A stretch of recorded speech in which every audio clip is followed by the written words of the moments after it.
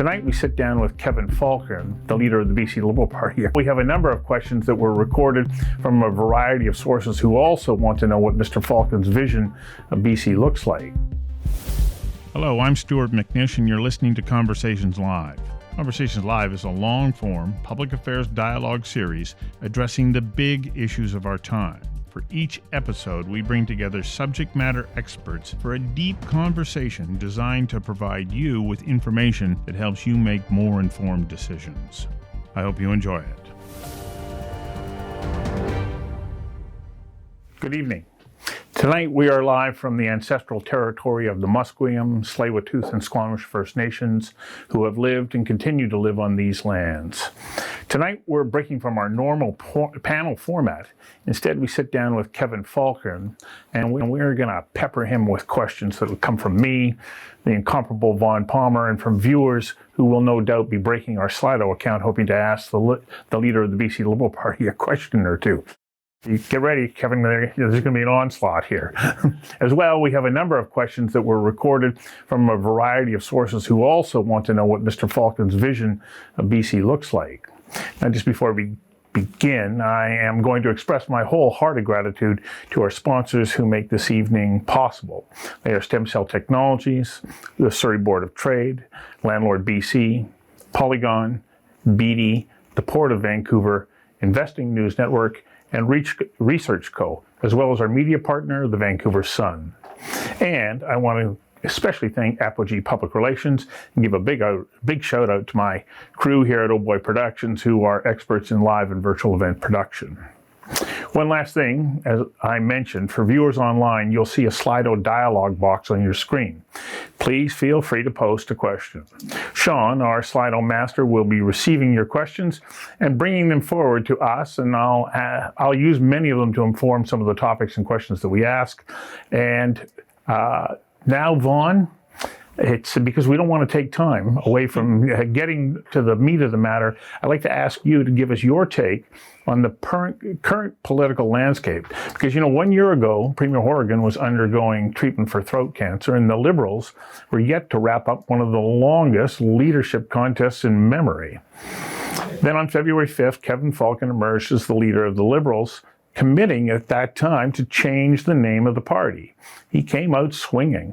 And then 4.5 months later, Premier Horgan announced his resignation. What looked like a slam dunk for David Eby turned into a knock 'em, sock 'em, leave no twist unturned leadership contest. Now we have two strong and very different party leaders, one the Premier and the other one who wants to be. Vaughn, give us your take on where we are, what we can look forward to, and as enthusiastic followers of all things political in BC, what should we be keeping our eyes open for? Well, that's a good summary off the top, Stu, and I think, 2023 is going to be a very important year politically. In fact, we could easily be heading to an early election. I think everyone sort of speculates on that. We just had a recent session of the legislature where, the first job, since Kevin Falcon's a guest tonight, I'll give you my take on him. The first job of the opposition is to hold the government to account. And the Liberals getting better at doing that. They struggled when they were in opposition at first. I don't think they quite accepted that they were in opposition. But this last session, they made the big issues in the legislature: public safety, waiting lists for health care and housing, and they went at it again and again. And they really set the agenda during the session. So I think, as I say, that's the first thing you have to do as an opposition party. The second thing you have to do as an opposition party is to get ready to be in government and show that you're ready to be in government. And the Liberals have a lot of work to do on that. The opinion polls have consistently shown in this past year that the public is not all that happy with what the government has done on a number of the big files. But they've not shown that the public has said, and we think the Liberals are the answer under Kevin Falcon. They haven't gone that next step. And the Liberals, you alluded to one of the things they've set for themselves. They have a lot to do. Their plan to change their name is a conundrum because, look, it's a simple bit of math. If the Premier's thinking of an early election, he only has to give 4 weeks' notice. But to rebrand a political party is a major advertising campaign that can take months. So as we enter 2023, I'm going to be interested to hear what Kevin Falcon says. What's your plan to change your name? Because what if you get halfway into it NEB calls a snap election, as he may well do. With that hanging there in the air, I think we're in for a very exciting year politically. Well, let's ask him that question right now. Sure. Yeah. Well, thank you, Vaughn, and thank you, Stu. I think that's a good overview. Look, as far as the name change, I was always very clear with the party. It's up, if the membership wants to change the name, I'm happy to run under the current name, a new name, whatever. And I wanted to leave that to the party members. And they voted over 80%, virtually right across the province, to go for a new name, BC United, which I think is exciting. I think it's a huge opportunity for us. As I said to Vaughn one time during a press scrum in Victoria, you know, we're not Coca-Cola. When you're changing the name of a political party, it's not like this is some major effort that's going to require millions of dollars to be spent, et cetera. ABC in Vancouver didn't exist a year ago. Brenda Locke's the new mayor of Surrey. You know, her party name, nobody knew what that name was 6 months ago prior to the election. I think it's important not to get too hung up on a name, but the timing is important. And David Eby controls the timing of the next election. Now, this should be an easy discussion because the law is quite clear. The election is going to be held October 2024. And Mr. Eby has said repeatedly that, oh, yes, I absolutely intend to stick to the law, except that the truth is I can't, nor should I really trust him because we saw what they did in 2020. And I am going to, not get caught by surprise. So what will I do? Well, I'm going to wait and see. Now, we get the new name ratified at a convention in January. Then we have to spend some time and effort doing the branding and logo and all that kind of stuff. That'll take a few months. And so in the best circumstances, we couldn't do it in the spring anyhow. So it's going to have to be sometime after spring.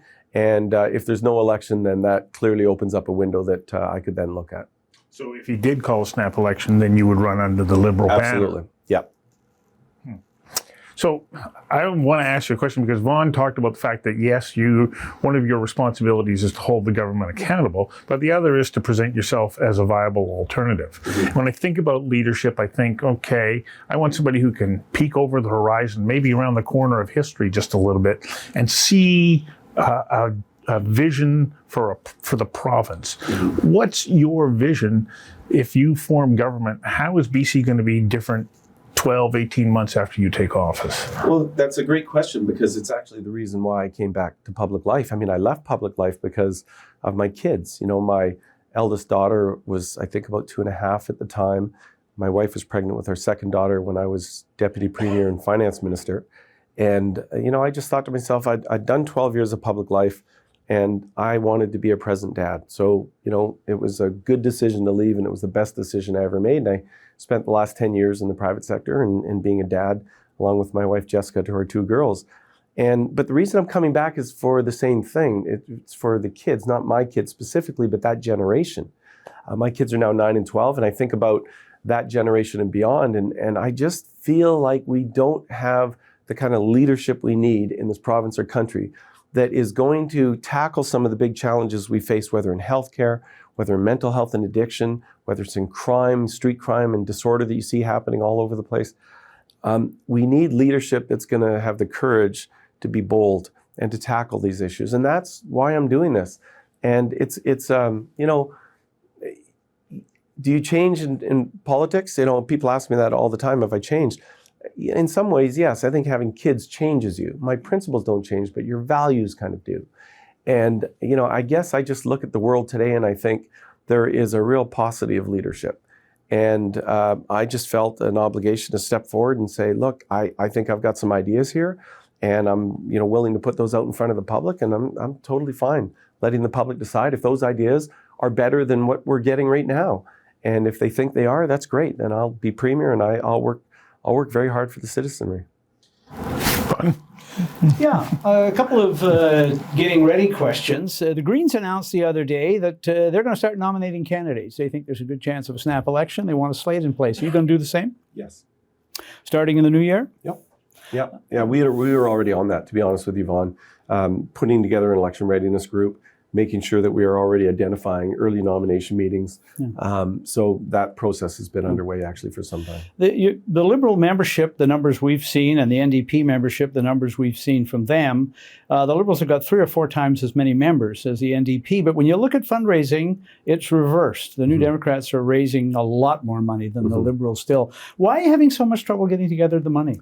Well, so since I became leader in February, we've had a lot happening. So the first thing we did is we got the NDP to back down on that $1 billion museum in Victoria, and then I had to get elected through a by-election to the legislature, and then we had another by-election in Surrey South to elect Eleanor Sturko in a very significant win that I'm very proud of for our party in a critical battleground Surrey.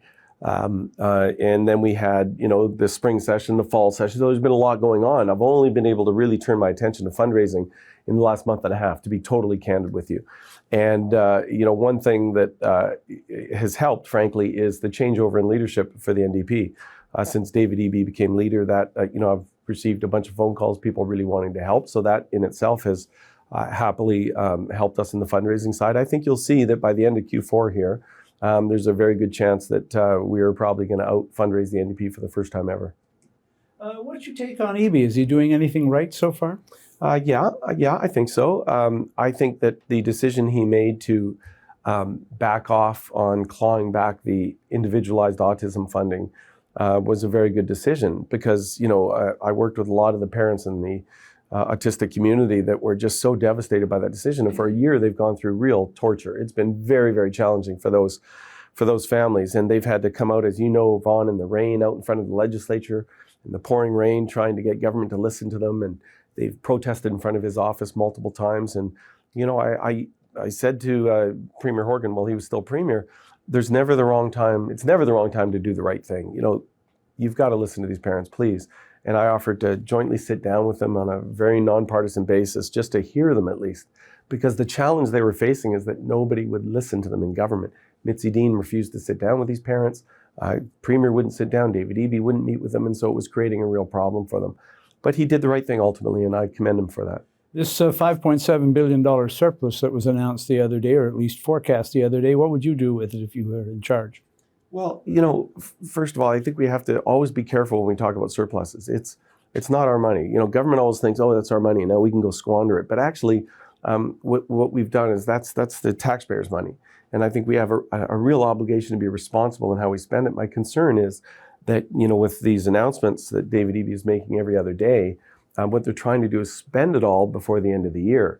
Because as you know, under the laws that we put in place, there's a requirement that it be used to pay down debt, any excess dollars that are still available. And so my concern with that approach is that when you try to spend that much money in such a short period of time, you make reckless decisions. And they're decisions that have implications that will go beyond the budget year and create, frankly, bad behavior in ministries that are trying to get those dollars out the door really quickly. And you probably won't get the kind of outcomes that you hope to get. At the end of the day, I think if I could summarize, my biggest critique of the government, just putting aside the ideological differences, it's really just that gap, that big gap I see between the sort of the announcements they make, which they're very good at, but the results that we get are very divorced from the actual promises and the announcements. And I just think we have to focus the public attention on results. What results are we getting? And when we look at the results, Vaughn, whether it's healthcare, whether it's crime, whether it's affordability, whatever the case may be, they're really very, very poor. And that's what I want to hold the government to account for. You did an event with Pierre Poilievre the other day. Is that your way of endorsing him and saying you're going to be working same side of the political spectrum as him? No, not at all. In fact, I had breakfast with him in Surrey. He happened to be in Surrey and reached out wanting to get together, and I happily did so. I take the approach that we had when I was in government. Gordon Campbell actually was really, really very good at this, saying our obligation is to go work with the government and the opposition. We work with both sides, let them know what our priorities are, be very upfront about what it is we're trying to achieve and how we can work together to achieve that to the benefit of British Columbians. I park all my federal politics once I'm involved in provincial politics.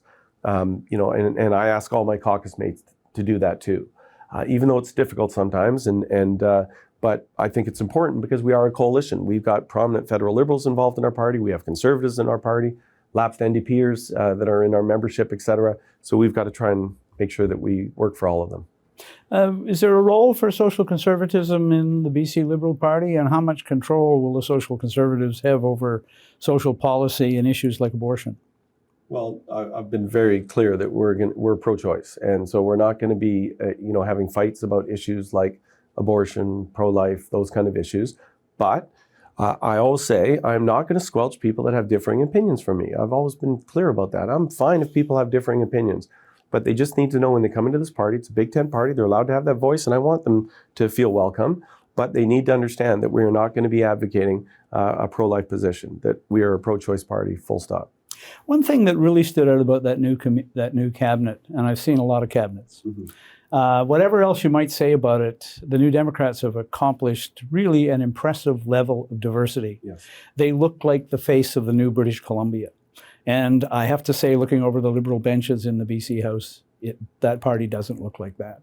Can you accomplish that level of diversity, and how do you get there? Yes, I can. In fact, when I ran for leader, I made it very clear that that was one of the things that I intended to do. As you know, the co-chairs of my campaign, Diane Watson, Puneet Sandhu, were part of exemplifying the fact that I'm going to make sure that this party is going to be diverse, that we're going to have more women, more youth, more diversity in the party writ large.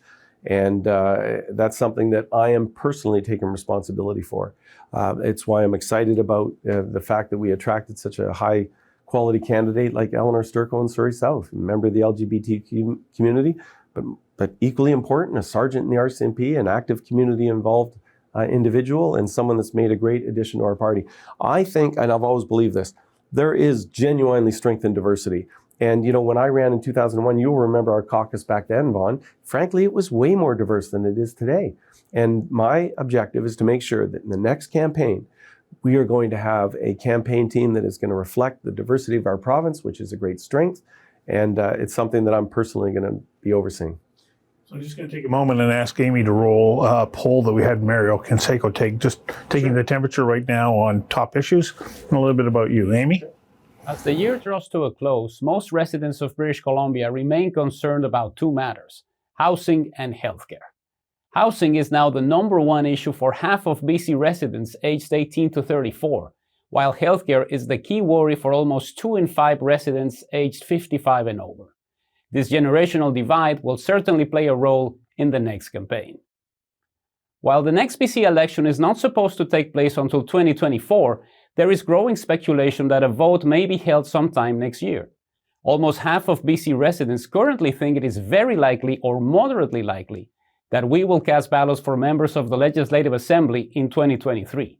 It is important to note that BC Liberal voters and BC Green Party voters in 2020 are more likely to believe that an early election will happen than those who support the governing BC NDP. In the next BC election, the BC Liberals will have a new name, BC United. While a majority of BC residents say they don't particularly like this new name, there are some important generational and political differences. The name is well received by 40% of residents aged 18 to 34 and by 56% of those who voted for the BC Liberals in the 2020 election.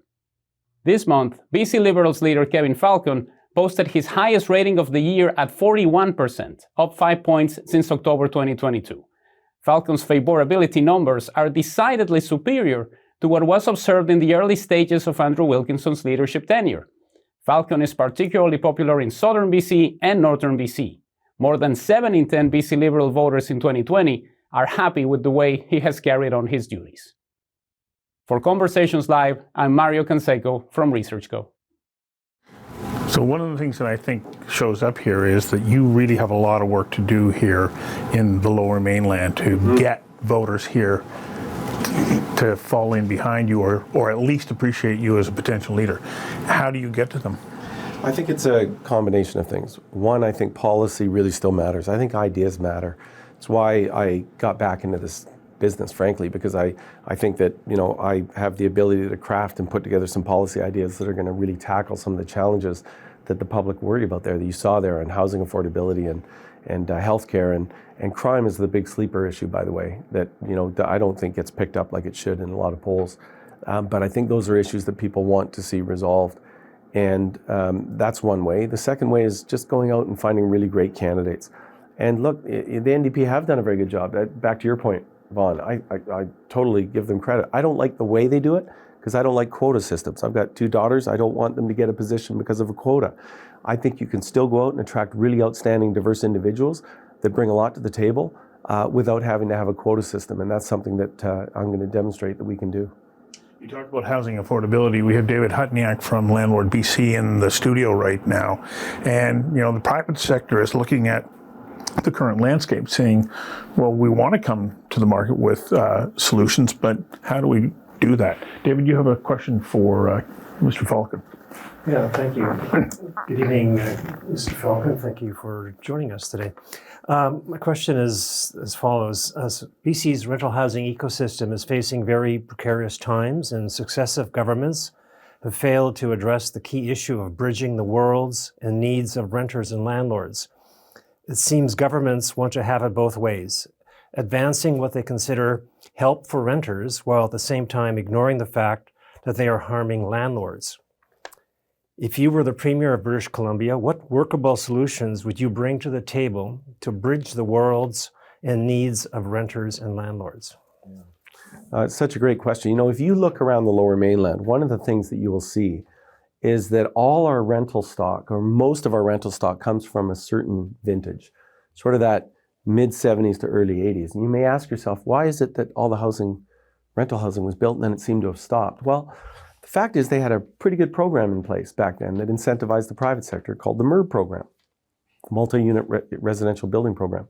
And it was a fairly straightforward tax credit that allowed, I won't explain the details to complicate the audience, but point is, it attracted private capital that then went and built the rental housing because the capital was there and the developers went out and did what they did. The problem is since that day, when they pulled the program in the early 80s, there's been almost no rental built, very little. And the reason is that the economic returns are very skinny.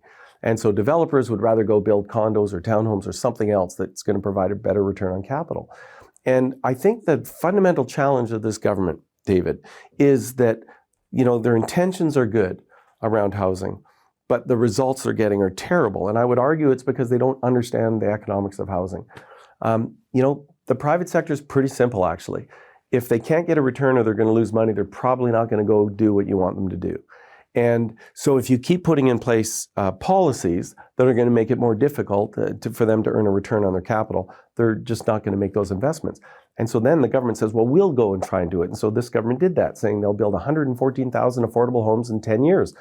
Now, I was in the private sector at that time, and I can tell you right across the private sector, you could almost hear the laughing from the different offices because there's no way government's going to build 114,000 affordable housing units in 10 years.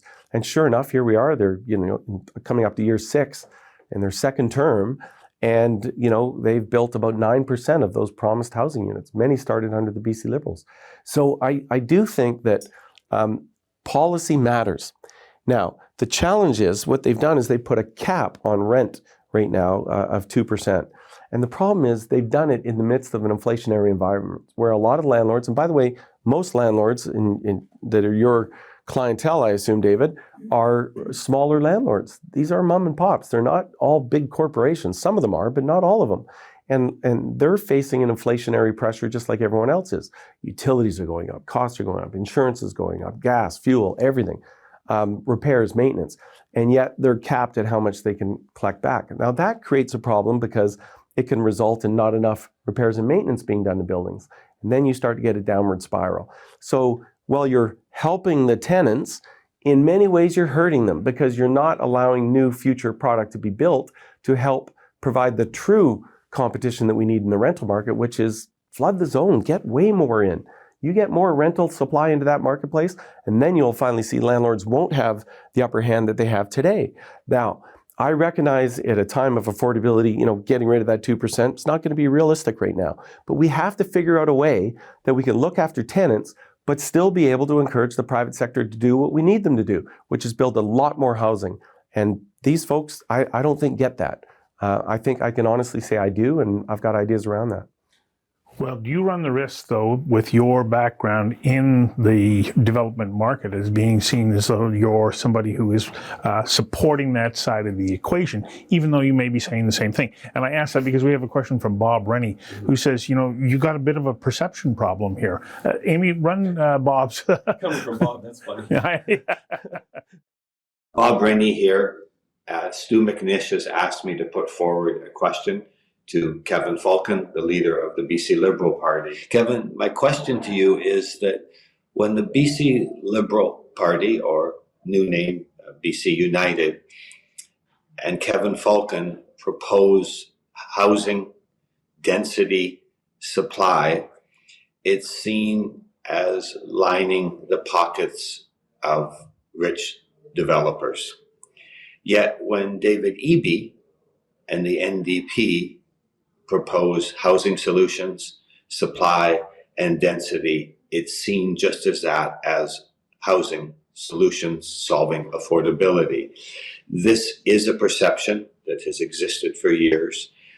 How do you see the BC Liberals, Kevin Falcon, BC United Party, changing that perception? Because it does exist in our industry. Sure. Well, I think that's actually pretty easy. Maybe I'm just crazy, but would it be the end of the world if we had a premier that actually knew a thing or two about housing? I don't know. I'm thinking it might not be such a bad thing.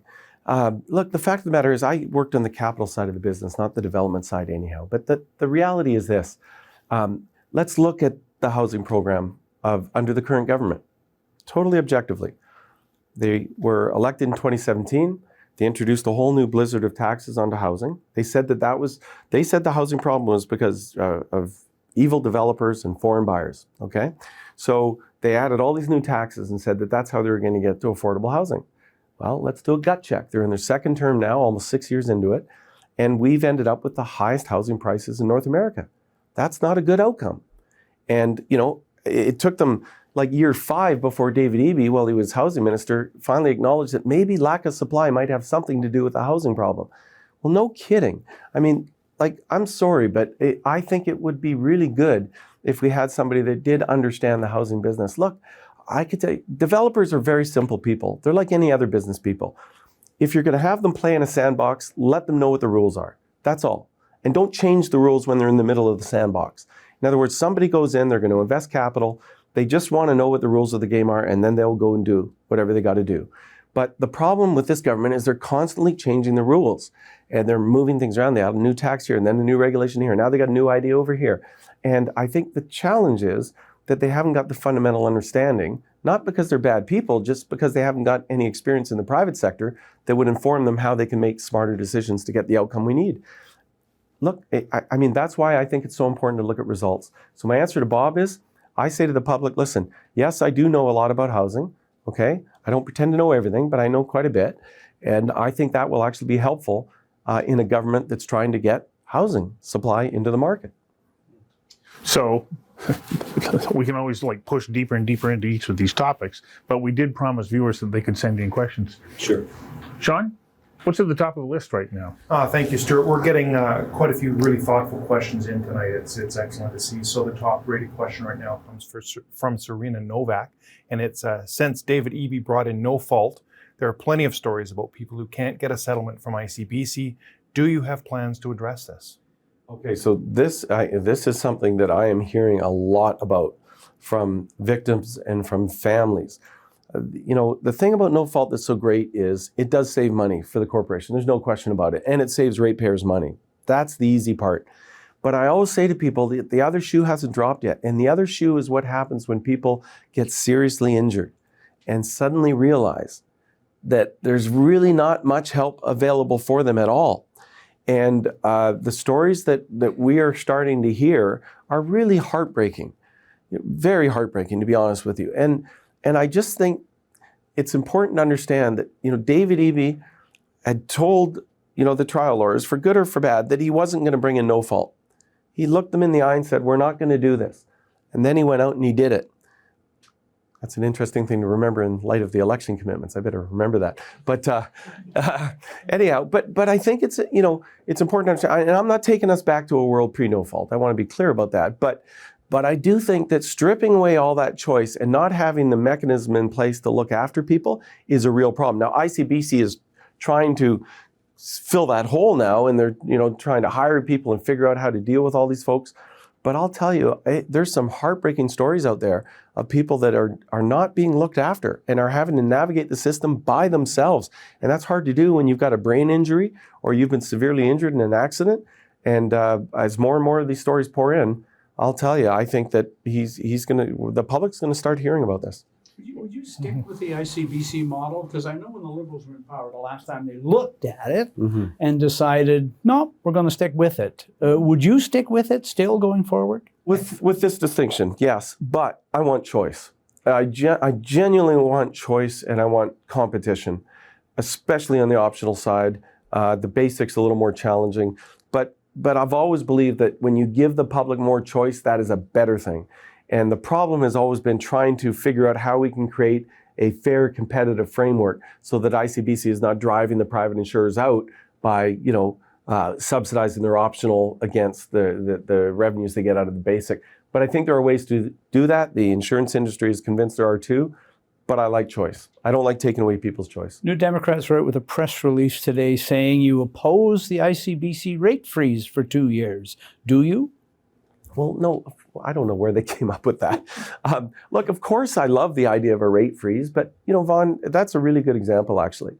So the corporation is on track to lose over $250 million this year. The government says we're going to freeze rates for 2 years. I don't have any objection to that. I love that when the public get a break.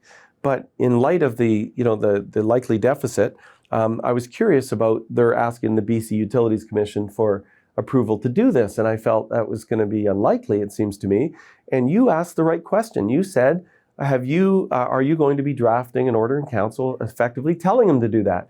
And, I'll be charitable and say that I think EB's answer was not entirely accurate, because we found out later they had drafted the OIC, number 666, as you pointed out, ironically, and that OIC was already given direction to the BCUC to effectively, okay that decision.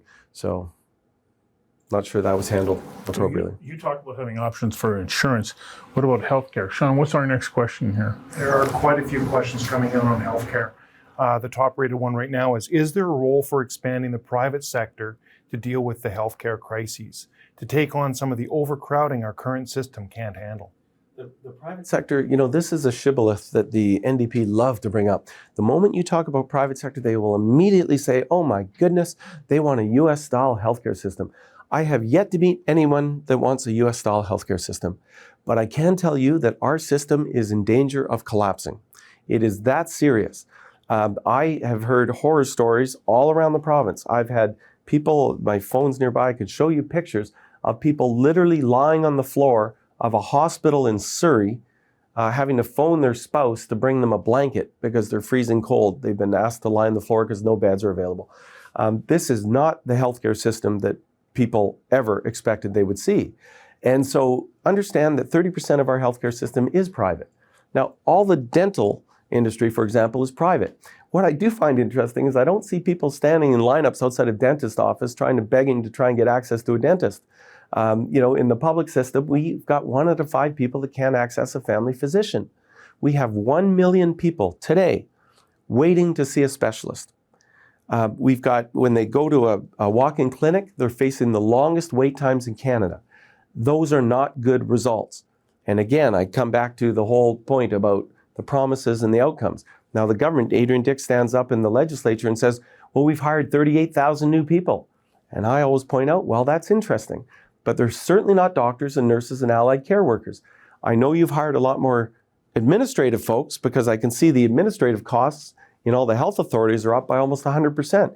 And I also see that we have 64 vice presidents earning an average of $400,000 a year. Well, in neighboring Alberta with a similar population, they have 7. That tells me we've got a problem. So private involvement in the healthcare system, it's already there.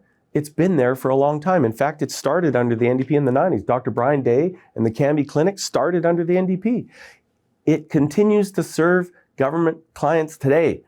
WCB patients, guess where they go? They go through the private clinics. Why? Because the government wants them back into the workforce as quickly as possible. So let's put the silly politics aside and recognize that our focus has to be on patients.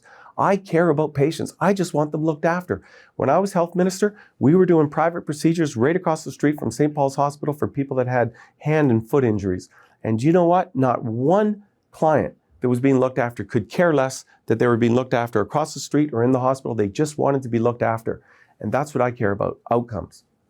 We talked about crime, and you said that you're actually surprised that it's not higher on people's list of concerns, but it's there, and I agree with you, it is growing. I went to Deputy Chief Vancouver Police Steve Rye and asked him to pose a question to you. Yeah. Steve Rye, Deputy Chief, Vancouver Police Department.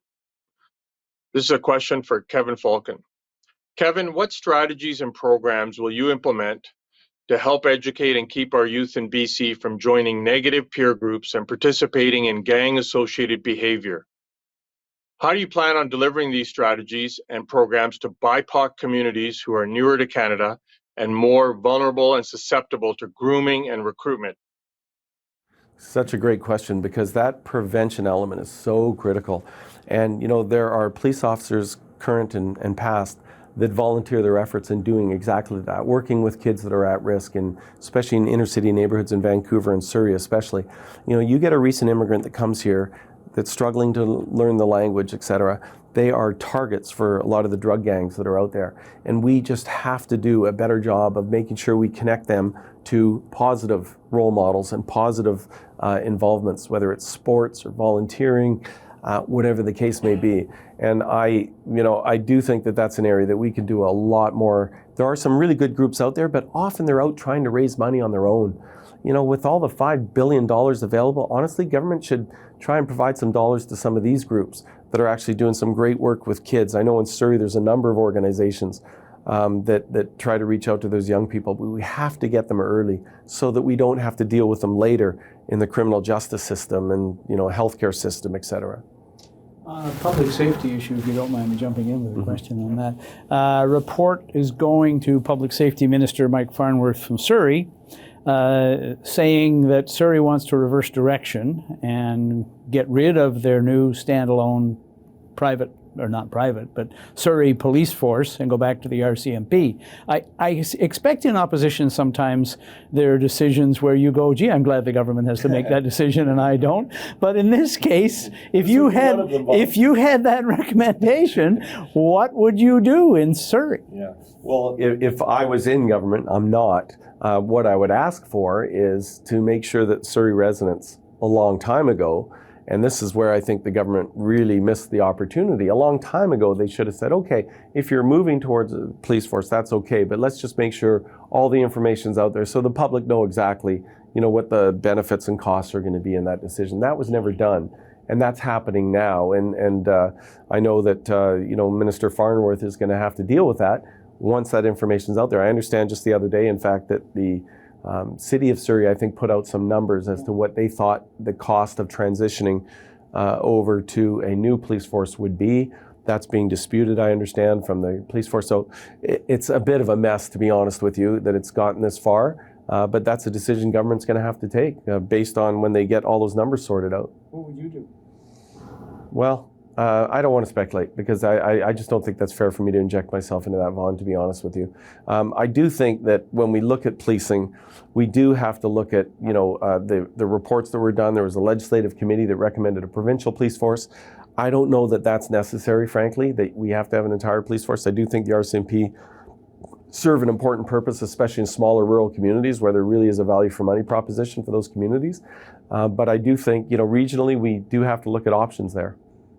What was your response to Doug Lepard and Amanda Butler's report, and really their focus on making sure that we get repeat offenders off the street? Well, it was a relief, to be honest with you, because we were raising this in the legislature when David Eby was Attorney General. You know, he's been the Chief Law Operating Officer for 5.5 years at this NDP government before he became Premier. And what's been happening is there's been what we call a catch and release system, where people are arrested, they're released often the same day, they're back out committing crimes. And these aren't minor crimes. These are some pretty serious violent offenses, and many of which we raised in the legislature, as Vaughn would well know. And we kept saying to David Eby, would you please give direction to Crown Counsel? We even wrote it out for him over 6 months ago. You can give direction to Crown Counsel, it's been done before, where you basically say to them, when you're balancing the interests of public community safety and the interests of a violent repeat offender to be released back into the community, the interests of public safety must take priority. Effectively, that's what you're saying. And, he bobbed and weaved and wouldn't do it. And then he hired 2 consultants and they spent 4.5 months to, frankly, tell him how to do his job. I mean, I do find this frustrating because a lot of people have been really hurt. There's been people that have lost their lives. There's been moms that have had children spat at while they're walking with their strollers. People chased down the street. Young 19-year-old Asian woman hit in the head with a steel bar and racial slurs yelled at her, and just awful stuff that's been happening. And the delays, in a city like Vancouver where 4 people a day are being attacked by random strangers, that's 120 people a month. That 4.5 month delay is like 600 more people that were assaulted in that time. So there was just this lack of urgency to deal with it. So what have they done? Well, they've sort of dealt with it.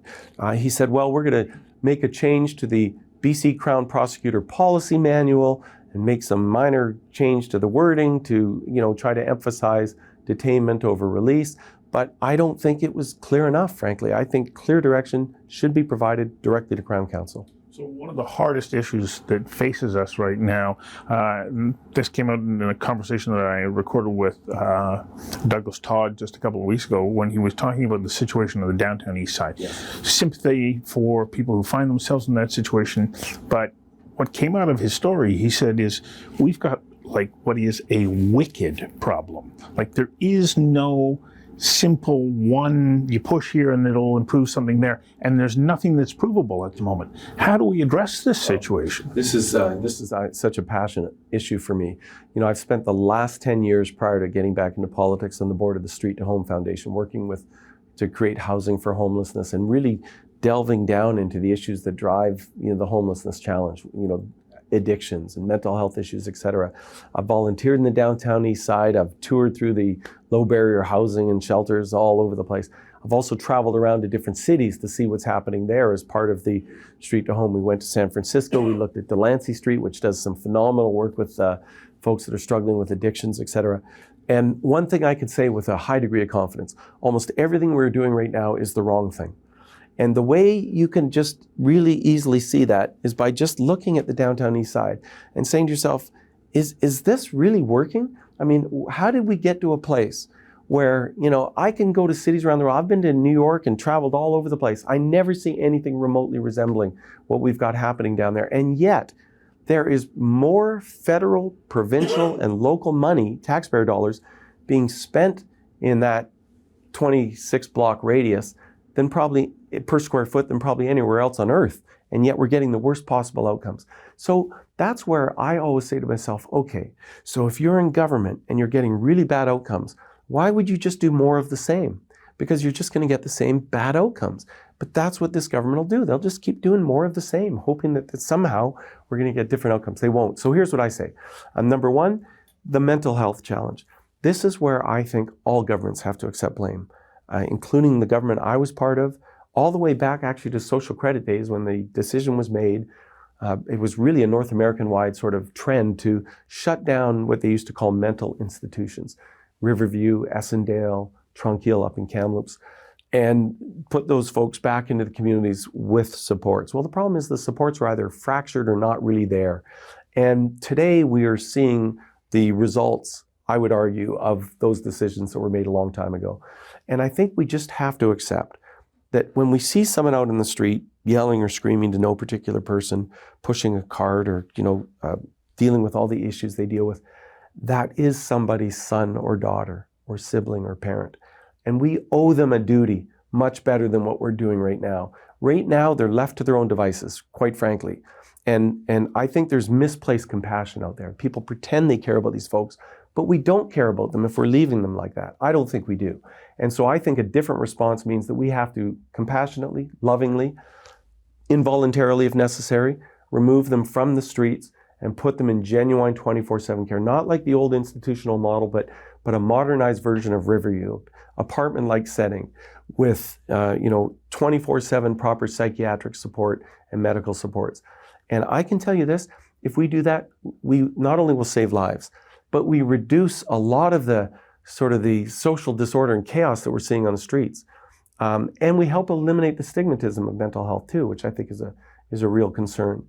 But I think we owe it to those folks, because right now the way it works is if they ever see a clinician or a physician, which is very unlikely because physicians see them coming in the office, they get nervous, obviously.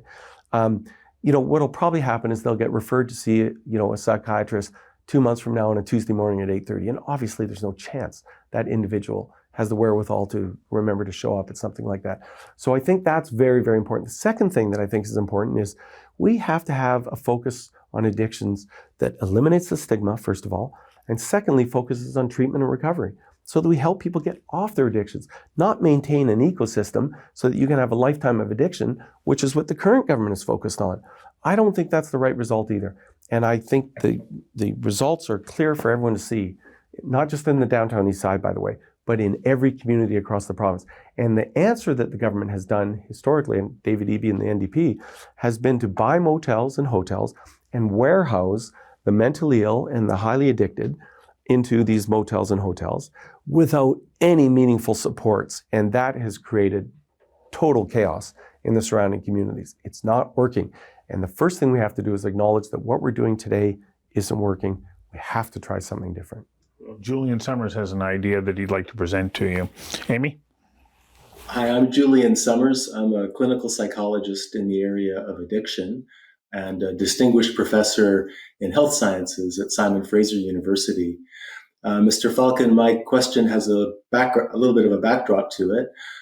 As you know, for over the last 20 years, a number of reports and experiments have been conducted in Canada addressing addiction, homelessness, and mental illness.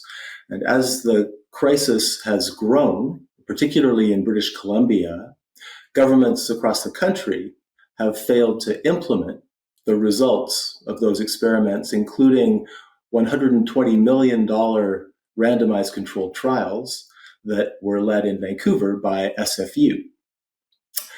A plan to implement the results of that evidence has been developed, coordinated by SFU, but in partnership with not-for-profit societies around the province, who were and presented to the government with a complete 3-year budget, as well as benchmarks regarding expected outcomes and the means to measure those outcomes in the new invested projects.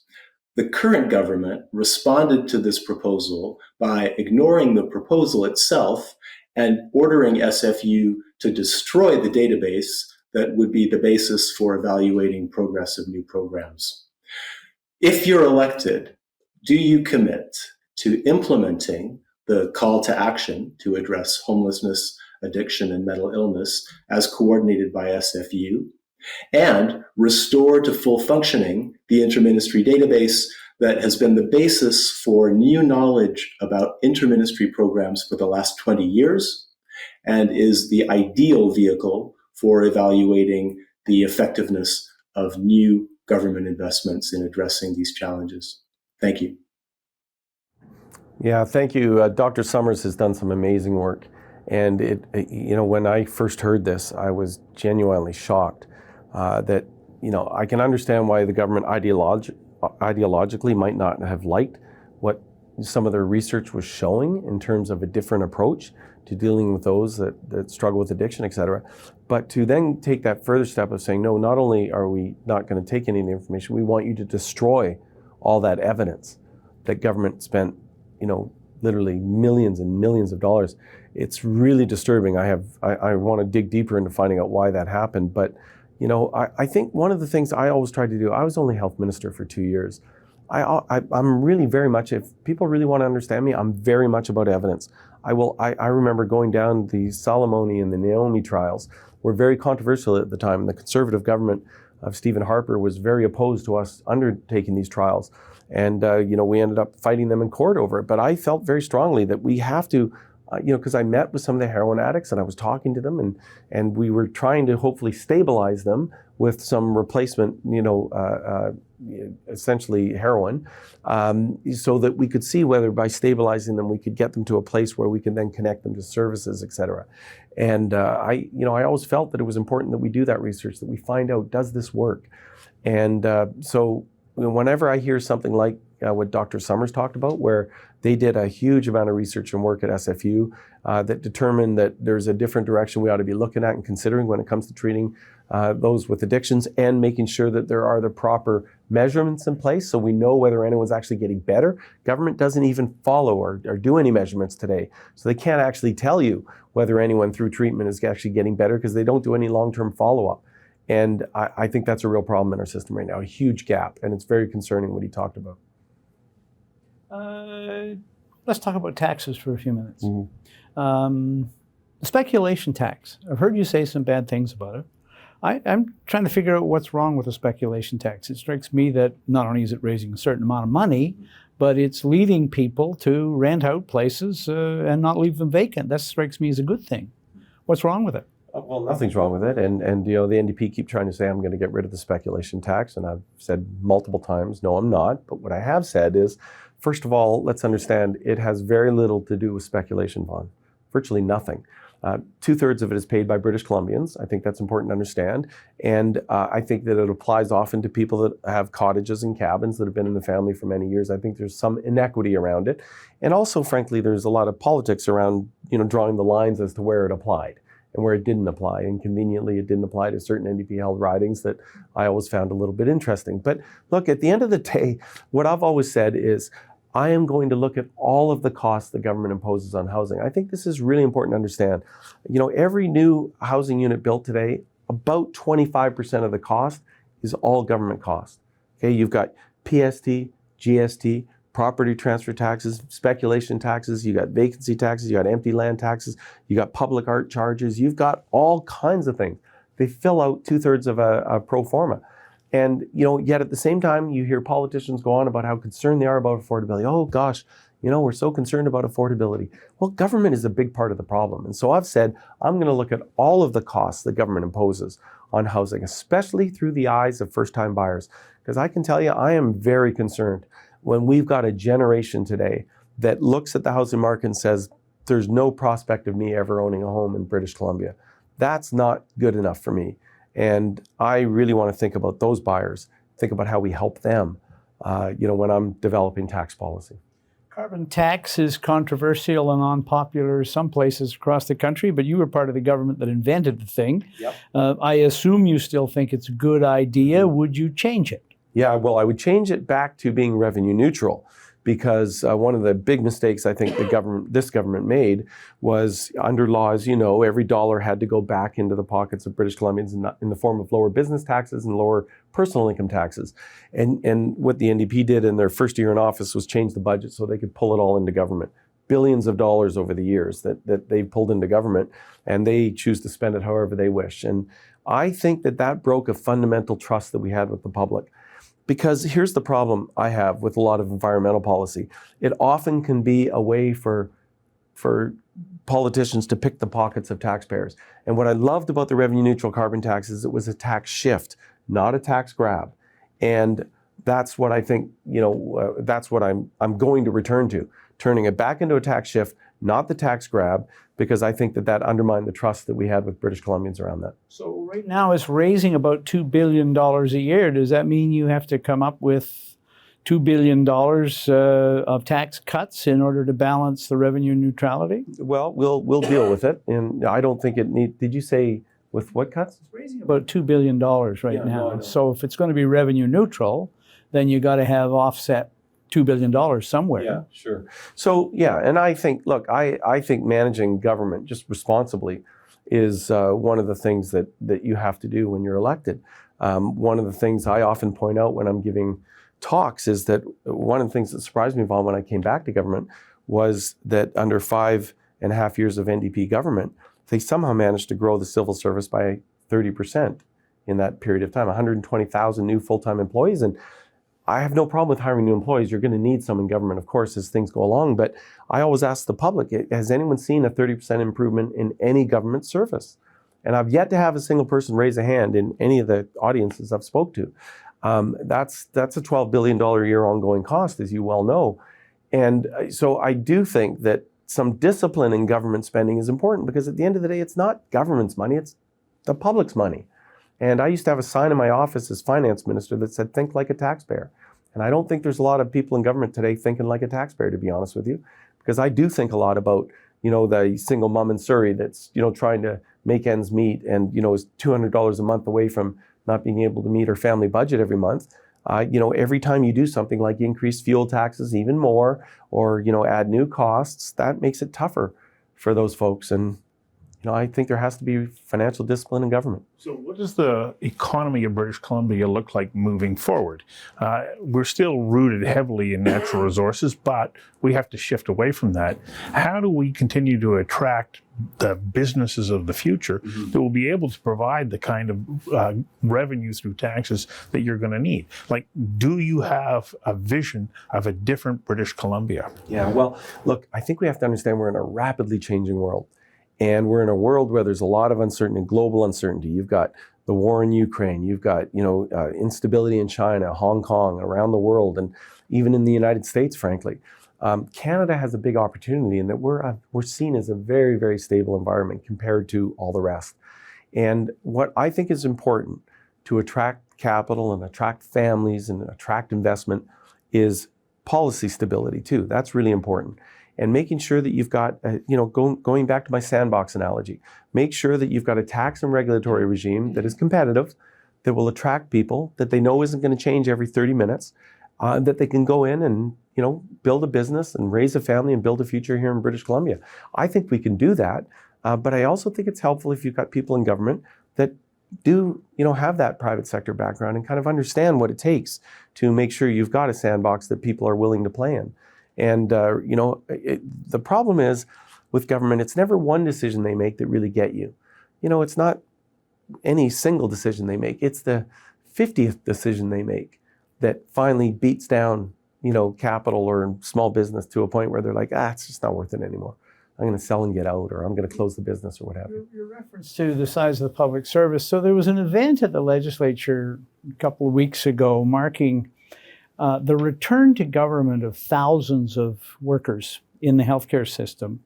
At the lower end of the wage scale, they were cleaners, they were janitors, they were culinary workers, restaurant workers, and their jobs were contracted out by the Liberal government. Yes.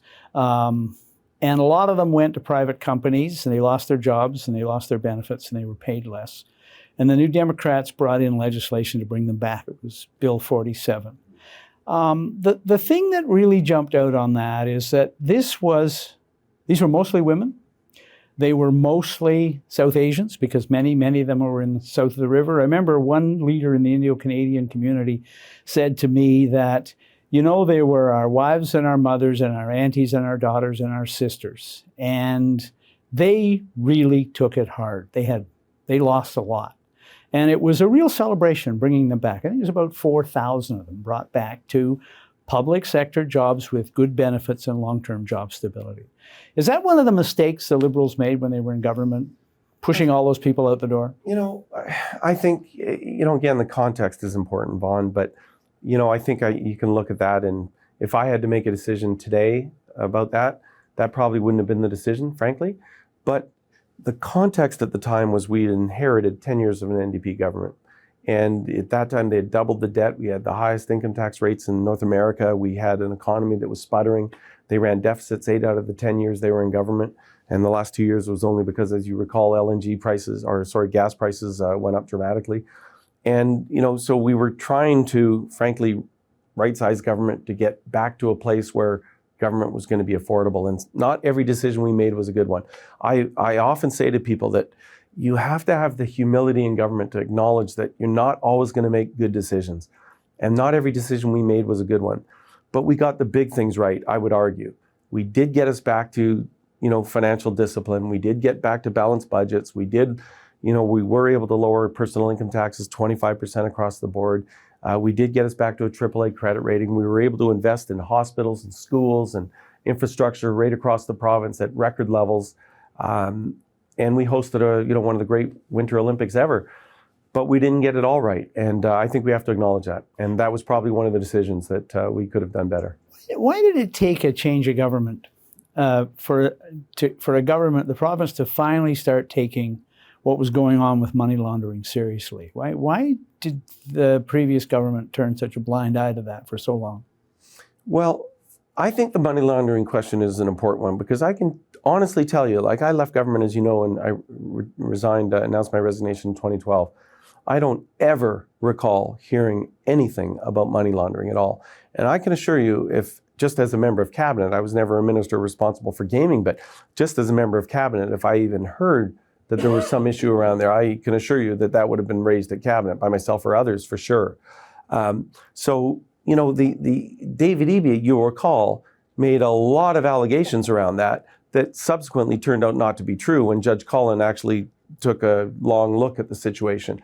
He, for example, suggested there was all this money laundering going on, that, you know, it was Chinese money laundering. It was going into the real estate market and driving up prices. And he called the BC Liberals corrupt and all this kind of very reckless allegations, I would argue. Turned out when Judge Cullen took a very sober look at the situation, he didn't agree with him on almost any of those points. But I think the issue of money laundering, you also have to be careful because the Chinese culturally do gamble, and they do come from a country where, you know, there is, you know, government is very different than our government. And just trying to get money out of China is very difficult to do. And, you know, so I think we have to be careful not to stereotype, you know, the Chinese and assume that everyone's money laundering because they come with a large amount of cash to a casino. But what we discovered in that whole process is that the federal involvement in this is through FinTrack is virtually non-existent. It turns out that all these reports that get filled out and sent to FinTrack, nobody actually is doing any analysis of them and saying, gee, you know, Mr. Palmer's come in, you know, 5 days in a row and he's got $100,000 cash every time. That should be a signal that we should maybe do some investigation. None of that apparently was happening. So I think there's a systemic failure. The province has to take responsibility for its share, but there's a big part of the federal government there that has a role to play there too. I deny the $100,000 absolutely. I've always wanted to deny something to a politician. God knows they deny things to me often. Just to come back to healthcare at the moment, Sean, you've got a question here that I think is important, especially in light of when we heard from Premier Horgan going, well, you know, it's the feds aren't giving us enough money. How do we, Sean, maybe you can pose the question. Absolutely. The question is, how would you formulate your request to the federal government for healthcare dollars? What metrics would you require and use? Oh, what a great question. Whoever sent that in, send them back a thumbs up from me because, look, I'll tell you right now, I've said this publicly. I don't think the federal government should just give the provinces more money because, you know, if you just throw more money into the current system without changes, that money will disappear like that. It's not just about more money, folks. If it was just about more money, then all our healthcare problems would have been solved by now. Because when I ran for office, you go check, Vaughn, in 2001, the budget of healthcare was $8.5 billion. When I left, it was almost $19 billion, okay? So there's been a lot more money that's gone into healthcare. It is not just about more money, it's how we're spending those dollars. What I would say to the federal government is, listen, I do think you should contribute more, but let's tie that dollars to provinces that are willing to change and try different things and have the courage to do innovation to see whether we can get better outcomes. And where we get better outcomes, you reward us with more cash. But if you just say to the provinces, we're going to give you a blank check and give you some more money, you're not going to change a thing. You won't see the kind of innovation that we need to see in our healthcare system. I'll tell you this may be my legacy should I become premier, because I want that healthcare system to be there for my kids when they grow up. And I'll tell you, at the rate we're going, it's not going to be. We're going to be spending our entire budget on healthcare, especially with an aging population and a system that is impervious to change, very resistant to change. We have to have politicians that have the courage to try things differently. We really do.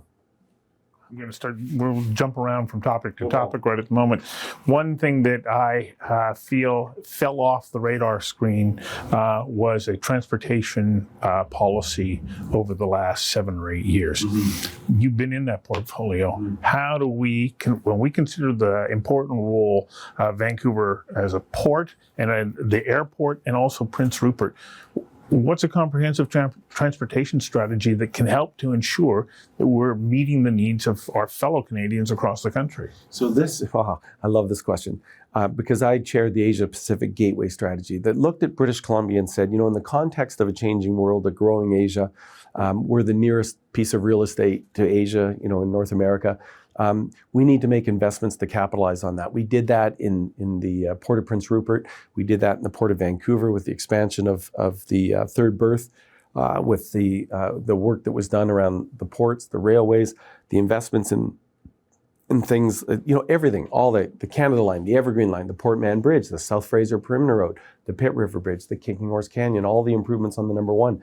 These were all about thinking about the movement of goods and people, that's a side benefit, throughout the Lower Mainland. And, there's just no vision today, I'll tell you honestly. In fact, what I'm seeing horrifies me. We saw the cancellation of the Massey Bridge, a 10-lane bridge that was designed to allow for future rapid transit so we could connect the Bridgeport SkyTrain station in Richmond all the way up and over into South Surrey. That's thinking generationally, thinking ahead. The NDP canceled that, even though $100 million had already been spent, and now they want to do this foolish idea of an 8-lane tunnel with 2 lanes dedicated for buses. You can't do rapid transit. That means you got 3 lanes in each direction for commuters, which is what we have today, and it's already congested to death. And then they go and replace a bridge like the Patalo Bridge, an 80-year-old bridge. Imagine that. In 1938, that bridge was built 4 lanes. In those days, it must have been amazing, because how many cars would there have been in 1938? But they had the vision to think ahead. What's this NDP government do? They're going to replace the bridge with a 4-lane bridge. And it connects to the fastest growing community in the province, Surrey. And that makes no sense. So we have to have people that are thinking about transportation and thinking ahead generationally, that we're making those investments now for the benefit of future generations that are growing up. And that's, there's just a total absence of vision as far as I'm concerned in the transportation investments in the province of British Columbia. And then the final thing I'll say is they're doing them under these so-called community benefit agreements. And I'll tell you, these are they should be called community rip-off agreements, to be honest with you, because they are disastrous in terms of taxpayer dollars. They're virtually every single one of them is dramatically behind budget, way over budget and way behind schedule, including the Patala Bridge. We have a question from Anita Huberman, the CEO at the Surrey Board of Trade. Amy? I'm Anita Huberman. I'm president and CEO of the Surrey Board of Trade. We're Surrey's city building business organization. And Kevin, I have 2 questions for you. The first one is businesses are facing significant bottom line erosion. What are you going to do and the BC Liberals about committing to a comprehensive tax review to ensure that businesses are competitive nationally and internationally? Great question, and Anita does an excellent job at the Surrey Board of Trade. I have to tell you, she's something else. I actually used to sit on that board. But look, I think this goes back to when I talked earlier about it's never one decision the government makes, it's the 50th. Just think about small business for a second. I actually was talking to a doctor. Physicians are small businesses. A lot of people forget that. And the doctor was saying, Kevin, I'm leaving the business because it's too hard now. We got an employer health tax that was imposed on us. Then we have 5 paid sick days. That's another cost that was imposed. Then we've got, corporate taxes went up 20%, so that's another cost. Then when they take their money out, they're paying the highest, marginal income tax rate practically in North America at 53.5%. And they say, it's so easy for them to look next door and say, gosh, housing prices are half of what they are here in Alberta. And, I'd be paying way less in income taxes. And it's a much more favorable climate for small business. So we just have to, again, think about the challenges small business has gone through, especially over the last couple of years.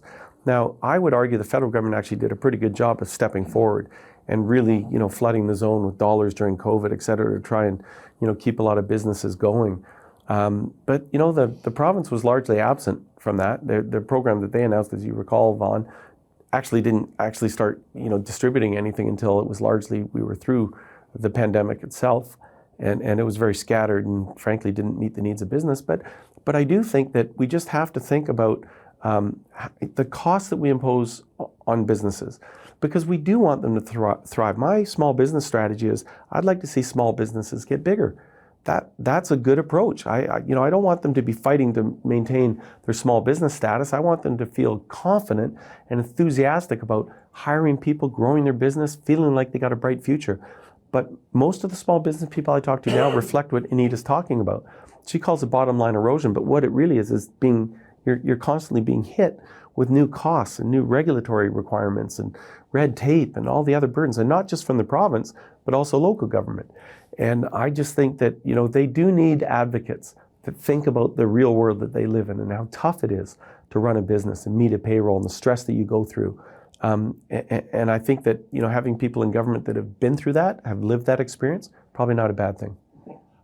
I'm going to agree with you. I'm going to step in here and say, as a small business owner, I see one decision after another making it more and more difficult for me to stay in business. It's only through the never-ending optimism that you see people push their way through these barriers and grow those businesses. But to get started, I look at it now versus when I started 25 years ago, I wouldn't do it.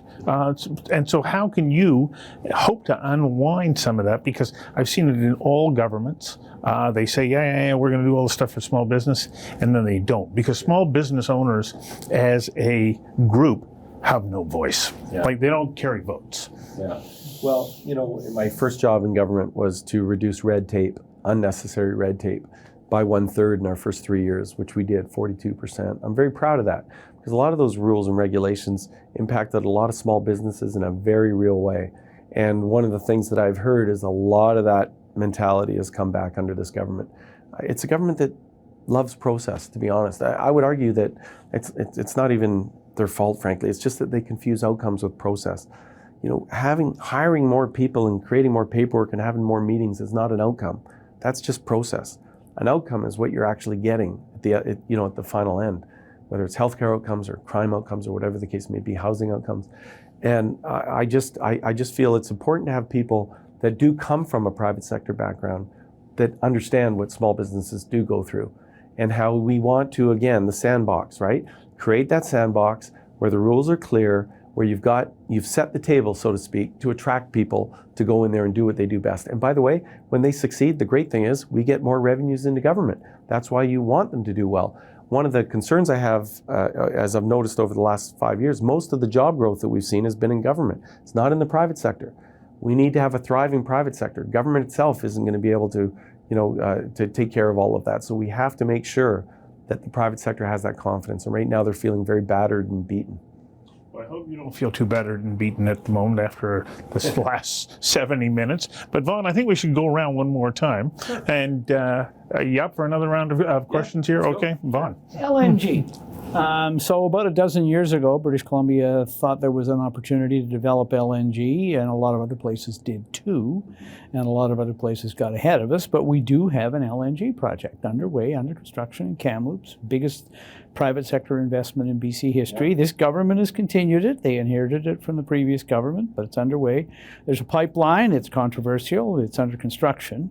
And the company that's Shell and the partners that are building the LNG terminal in Kitimat have a plan to expand the terminal, because if once they get it done and the pipeline's in, they can add trains and produce more LNG. The government's been asked about that, the Premier's been asked about that, whether or not LNG expansion is in the cards, and he said they would have to meet our emissions targets in 2030 and in 2050. A lot of observers don't think you can meet emissions targets and produce LNG, not by burning natural gas. Anyway, what's your take on it? Is that green lighted? If you become Premier, we're going to expand LNG, or are you going to hold it up because of emissions as well? Well, first of all, and I'll answer that directly, but I want to give a context because I think it's important. I think British Columbia is poised to make an enormous contribution to a greener planet. And what we have to make sure that people understand is that we are blessed with having some of the natural resources that are absolutely fundamentally necessary to allowing that to happen. And we also have to keep in mind that there's a global context here. You see what's happening with the war in Ukraine, where the Europeans have finally woken up and realized, you know what? We can't rely on Russia for gas and oil. They are an unreliable, unfaithful partner. And same with many of the other producing countries, whether it's the Arab countries or the Middle East or what have you. They're very unreliable. And that, I think, is a huge opportunity for British Columbia, because we sustainably generate and produce a lot of LNG, potential LNG, natural gas. We certainly have huge reserves of natural gas that we can potentially turn into LNG and feed not just Europe, but Asia. And why is that important? Well, because right now in Asia, they're still opening up coal-fired power plants, which are the dirtiest forms of emission imaginable. And if we, through LNG, can just get them to transition off of their coal-fired power plants, we can't lose sight of the fact that that drops their emissions by up to 50%. Okay, global emissions. That is a big contribution to the world, greening the world environment. Now, I get the purists will say, yes, but it's still fossil fuels. We must stop everything now. And I say that that's not realistic. I've done a lot of research in this. I've talked to a lot of people. I am very, very pro-environmental. But the reality is we don't get to the promised land by flicking a switch. It is a transition. And I think that BC ought to be part of fueling that transition to a greener future. So yes, I would support it, subject to meeting some of the emission requirements. Because I think if the Premier said that, I think the Premier's right. There are ways that we can do that, and we can help the industry. Electrification is one of those ways. So there are answers to that problem. There's also answers in technology. We have some really bright people in the tech sector that are helping the oil and gas industry do a lot better in what they do, especially with methane emissions and regenerating gas, et cetera. So there are some real opportunities out there if we look for them. But we also are blessed with natural resources that are going to help us create more electric vehicles, more wind turbines, et cetera. All of that copper and rare minerals and metals, et cetera, BC is lucky that we have them in abundance. And we ought to understand the federal government recently has recognized this, which is good. They've said we need to accelerate the approval process to ensure that those rare minerals and those important parts of that green economy future that we all want can get out of the ground and help us get those electric cars and those wind turbines and generators built, et cetera. So it's something that I think we can do, Vaughn. I think we can do it responsibly, and I think it's an opportunity for British Columbia because we have an obligation, not just to our own citizenry, but to global citizens, the global citizens to do the right thing. So if we want to get those minerals out of the ground that exist here, there has to be an environmental change around how we're going to allow mining to happen. There's nobody lining up to even invest in mining in British Columbia. How do we change that? Well, I think there can be. I think there's huge opportunities to work with Indigenous communities and First Nations. You know, they're really excited about some of the opportunities that are out there. But we have to work in partnership with them. We have to make sure that we take care of the environmental concerns that every legitimate British Columbia would certainly have. But we have some of the highest standards in the world, bar none. Certainly a lot better than a lot of other jurisdictions that are mining for a lot of those same resources. And that can be our strength because I think a lot of companies worldwide would rather source their mineral products from a sustainable green economy like British Columbia than some of the other jurisdictions. Sean, another question from Slido? Yeah, you bet. Incisive questions keep coming in. It's really good to see. One that harkens back to what we talked about last month, which was how do we feed BC? And farmers have been facing unprecedented natural disasters. How would you assist them in the creation of resilient business plans? And what incentives would you give to bring more young farmers into BC and encourage more to join the sector? Oh, this is such a great question because I meet with farmers all the time. I travel the province. I met with farmers from every part of this province. The message is always, it's universal. The government keeps saying that they care about the family farmer. But the truth is, every decision they make is making it harder for the family farmer to survive. And a lot of the kids that have parents farming, they see them work in the hours that they work, and they say, oh, that's not for me. I don't want to have to do that. It's very, very difficult to make it as a farmer. And what government ought to be doing is trying to figure out how to make their life easier, not harder. What the government has done instead is they've actually added new restrictions to the ALR to make it harder for them to even make any kind of other income on their farm. And that's made it really, really difficult. And they can't build, for example, worker housing that could be really, really helpful to get workers in their farms.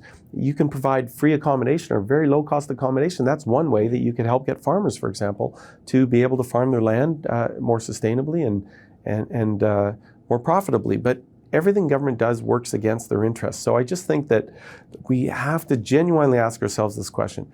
If we really do care about the farmers, then we have to understand the world that they actually live in through the eyes of a farmer. And are we making it easier or are we making it harder for farmers? I would argue we've made it a lot harder, and we have to really look at what we're doing to them and start working with them instead of against them. David, did you have one other question? As I recall, you said you had two questions for Mr. Falcon. Well, I guess just informally here, certainly we talk about the need for more rental housing, purpose-built rental housing in particular. And you're coming from the development community. Certainly you understand some of the challenges around building more rental housing. But I mean, if you were the Premier today in terms of sort of targets for achieving, a greater supply of rental housing, what would be your goal? I mean, what would you like to see evolve over the next 5-10 years? Sure. So, I have said, I've been very clear, and when I spoke at the UBCM in front of all the mayors of the province, I really laid out what the Kevin Falcon vision would look like. And I was very clear that there would be legislative changes to ensure that we have timeliness and certainty in the approval process, because one of the challenges we face in housing is it can take easily 5-6 years to get a project permitted so that you can actually start building a project. And what the public really needs to understand is that there is a real cost to delays. Now, people might think, oh, well, who cares? They're just developers. But one thing I can promise you is all that cost, all that carrying cost, because when developers buy a piece of land, they typically finance 50% of it. And then if it takes them 5 years to go through, all of those interest costs over that 5 years, that all gets passed on ultimately to the end user, whether it's a renter or a buyer. And so speed is really important, because timeliness ensures that not only you get more supply into the market more quickly, but you also do it more affordably. At the same time, I also said that I would work with municipalities with incentives so that they want to do the right thing. Because I do think you want to work with them and say, look, how do we make it easier so that we can get approvals a lot faster, and make sure that the province is doing everything to not just try and blame it all on the municipalities, as David Eby's doing today, I would argue.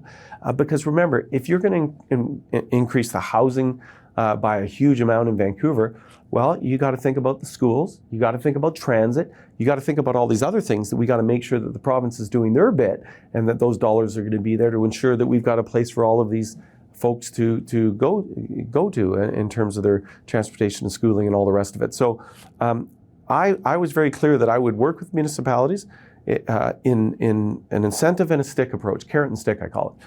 The carrot being financial incentives to do the right thing, the province making sure that we carry our burden and do our thing, but also sticks, because there are some municipalities that frankly don't do anything to contribute to housing. And their attitude seems to be, everyone else can do it, we're just fine the way we are, thank you. That's not going to work.